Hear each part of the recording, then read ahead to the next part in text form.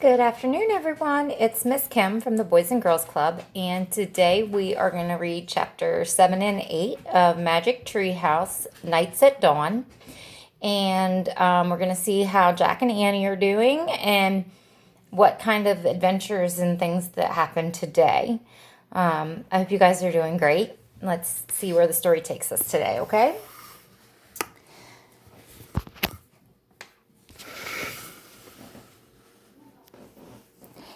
Chapter 7, A Secret Passage. Annie and Jack raced up the winding stairs and down the long hallway. They hadn't gone far when they heard shouting behind them. Dogs barked in the distance. "They're coming," Annie cried. "In here," said Jack. He shoved open a door off the hallway and pulled Annie into a dark room.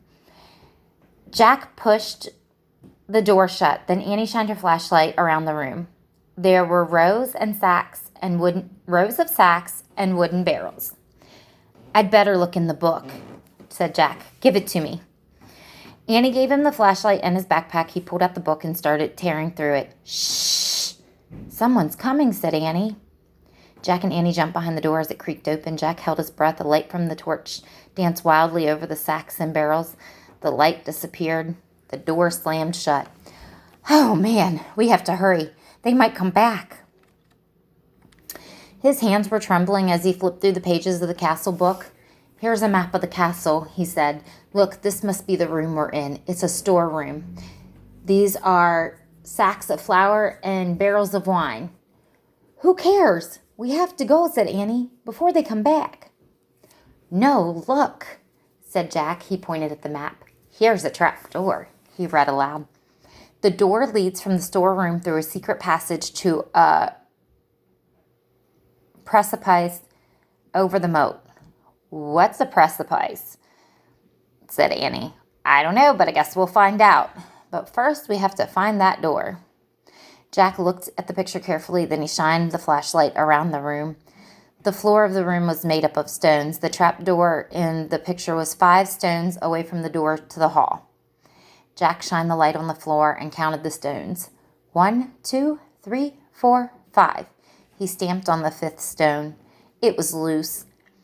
He put the flashlight on the floor. He worked his fingers under the thin sheet of stone and tried to lift it. "Help," Jack said.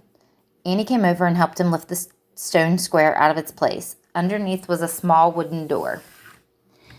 Jack and Annie tugged on the rope handle of the door. The door fell open with a thunk. Jack picked up the flashlight and shined it on the hole. "There's a little ladder. Let's go." He clipped on the flashlight and felt his way down the small ladder. Then Annie followed. When they both reached the bottom, Jack shined the light around them. There was a tunnel. He crouched down and began moving through the damp, creepy tunnel. The flashlight barely lit the stone walls. He shook the light. "Were the batteries running down?"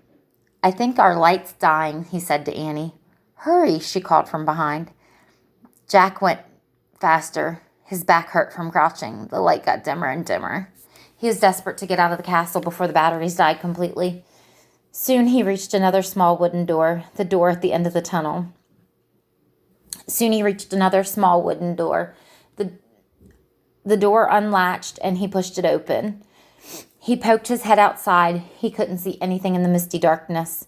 The air felt good, cool and fresh. He took a deep breath. "Where are we? What do we see? What do you see?" whispered Annie behind him. "Nothing, but I think we've come to the outside of the castle. I'll find out." He put his flashlight in the pack. He put the pack on his back. He stuck his hand out the door. He couldn't feel the ground, just air. "I'm going to have to go feet first." Jack turned around in the small tunnel. He laid on his stomach and he stuck one leg out of the door, then the other.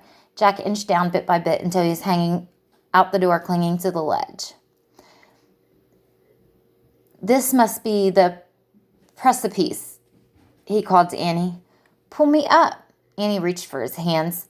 "I can't hold you," she said. Jack felt his fingers slipping. Then he fell down through the darkness. Splash. You can see him falling. Annie reaching for him. Chapter 8. The Night. Water filled Jack's nose and covered his head. His glasses fell off. He grabbed them just in time. He coughed and flailed his arms. "Jack!" Annie was calling from above. "I'm in the moat," said Jack, gasping for air. He tried to tread water and put his glasses back on. With his backpack, his shoes, his heavy clothes, he could hardly stay afloat. "Splash! Hi, I'm here." Annie sputtered. Jack could hear her nearby, but he couldn't see her. "Which way's land?" "I don't know. Just swim." Jack dog paddled through the cold black water. He heard Annie swimming too. At first it seemed as if she was swimming in front of him. Then he heard a splash behind him. "Annie," he called. "What?" Her voice came from in front, not behind. Another splash. Behind.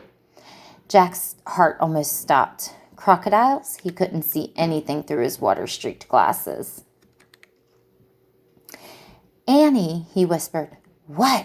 "Swim faster, but I'm here. I'm over here near the edge."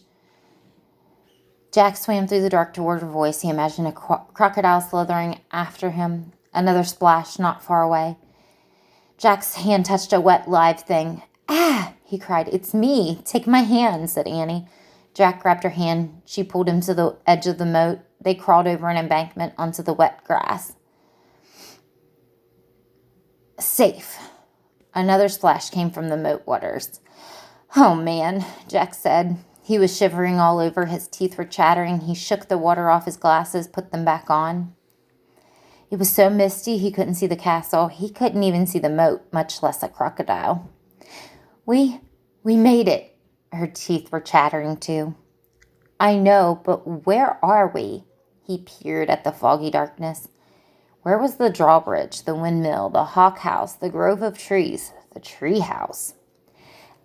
Everything had been swallowed up by the thick, soupy darkness.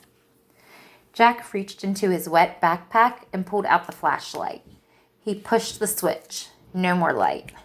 They were trapped, not in a dungeon, but in the still, cold darkness.